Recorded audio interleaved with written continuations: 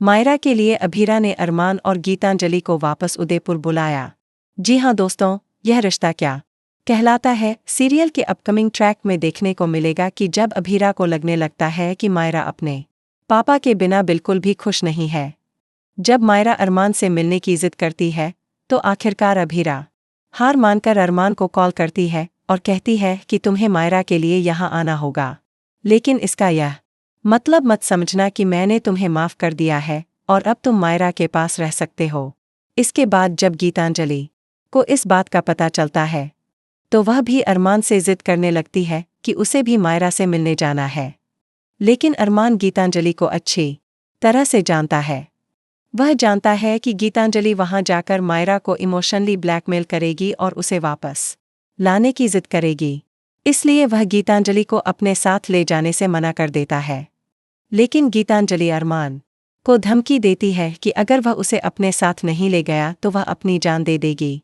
इसके बाद जब अरमान और गीतांजलि वापस उदयपुर पहुंचते हैं और मायरा के सामने आते हैं तो मायरा सब कुछ भूलकर बहुत खुश हो जाती है और दौड़ते हुए अरमान को गले लगा लेती है। यह देखकर अभीरा को भी खुशी होती है कि इतने दिनों बाद मायरा के चेहरे पर मुस्कान आई, चाहे वो किसी भी वजह से आई हो। इसी बीच अब अरमान भी एक फैसला करता है और अभीरा से वादा करता है कि वह चाहे जैसे भी हो मायरा को अभीरा के प्यार का एहसास जरूर दिलाएगा।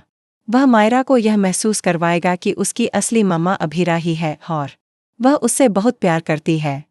इसके बाद कहानी में देखने को मिलेगा कि अब अभीरा भी अरमान से उतनी नाराज नहीं है, क्योंकि वह समझती है कि अरमान किस तरह से मायरा और अभीरा को मिलाने की कोशिश कर रहा है।